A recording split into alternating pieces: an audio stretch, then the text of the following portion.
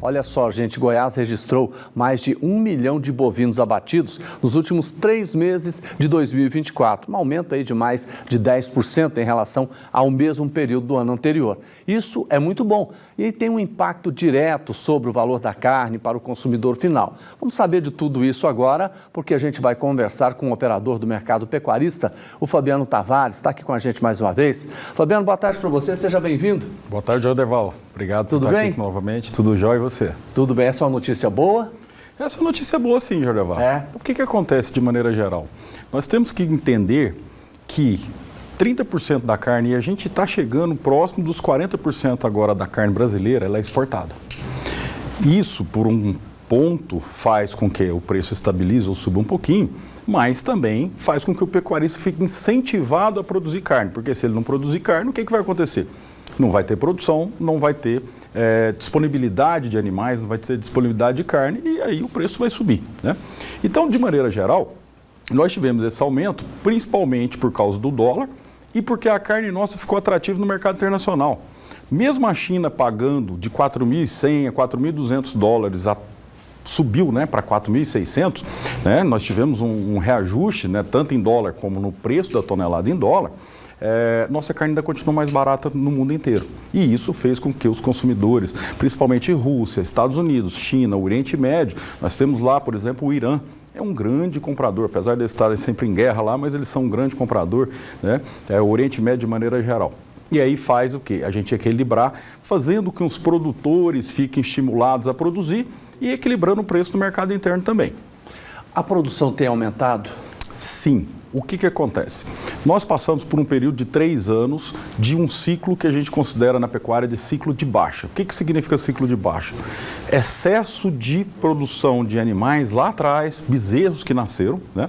Só que esses bezerros demoraram um tempo para crescer. Quando eles cresceram, foram para os confinamentos, foram para engordar pasto e começaram a ser abatidos agora. E isso no mesmo momento que o consumo interno estava bom, que a exportação estava boa. E aí os frigoríficos aproveitaram e colocaram o pé no acelerador e continuaram abatendo, aumentando. Nós tivemos desde abril desse ano, né, desculpa, já estamos em 2025. Já estamos. Desde abril de 2024, recorde sobre recorde de exportação de carne. Isso é bom para a cadeia como um todo, mas principalmente para estabilizar o preço, porque já falamos, não adianta a carne baixar demais, porque num segundo momento o produtor fica desestimulado. Ô Fabiano, vamos falar como consumidor, né? Sim. O pessoal está reclamando que o preço da carne está alto. Não vai baixar, não? Sim. O que acontece? Por que a carne está alta? Porque o frango subiu, o suíno subiu, o boi subiu, e quando todas as proteínas sobem ao mesmo tempo, isso dá uma certa sustentabilidade. Porque se uma carne sobe somente, o mix da hora da compra do consumidor, ele pode escolher outra carne, mas se toda sobe, ele não tem muito para onde correr. Então, acontece, né, principalmente agora no final do ano, essa alta expressiva.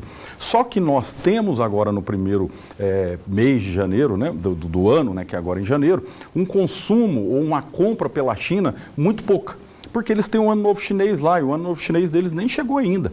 Só que a compra diminui bastante. Por quê? Porque a carne gasta 45 a 60 dias para sair do Brasil e chegar lá. E ela não vai chegar mais antes do Ano Novo Chinês. Ou seja, a China comprou só até lá para o dia 20, 25 de dezembro. Agora ela não compra mais. A China não comprando mais, ao mesmo tempo que o consumidor está apertado agora, com fatura de cartão de crédito, renovação de escola, de matrícula escolar, PVA de carro, então o consumo diminui um pouco. O consumo diminuindo, se a produção, né, a engorda do boi a pasto ou confinada mantiver, o que vai acontecer? A tendência agora é a gente ter uma leve baixa. Em quanto tempo a gente vai perceber isso? Jordeval, nessa semana ainda a gente não percebe. Por quê? Porque funciona assim, o boi abate, 4, 5 dias depois a carne está na gôndola. E aí, para o Natal teve uma demanda boa. Para o Ano Novo, o consumo é um pouco menor, mas ainda é alto. Quando terminou o Ano Novo, lá para o dia 2, dia 3, o que os supermercados e açougues fizeram? Repuseram. E aí houve ainda uma certa demanda. Só que essa reposição vai enfrentar, muito provável agora, um consumo mais fraco, pelos motivos que nós falamos.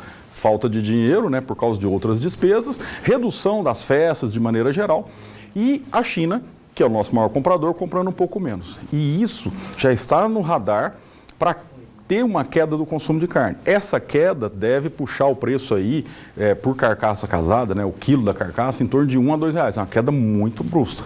E se ela acontecer, aí o boi vai para baixo e aí a dona de casa vai sentir lá na ponta. Se isso acontecer, né, como é que vai ser? O percentual de redução que a gente pode ter lá no supermercado, Olha, lá no açougue? em torno de 7 a 13%. 7 a 13%. Exatamente. Então a gente pode contar com isso lá no final do mês. Eu acredito que semana que vem, se tudo caminhar pelo que nós estamos falando, semana que vem, no abate, e aí 4, 5 dias depois lá na gôndola. Então já pode preparar o churrasco. Pode preparar o churrasco. Tá bom. Agora, para o pecuarista, nesse momento, então, ele acaba tendo uma perda, né? Jordevan, o pecuarista tem que entender que o negócio dele funciona durante o ano. Então, nas épocas que o preço está um pouco pior, não é a época de vender, é a época de comprar. Porque pensa bem, todo mundo que vende um boi compra um garrote. Todo mundo que vende um garrote compra um bezerro. Então ele está sempre comprando e vendendo, comprando e vendendo.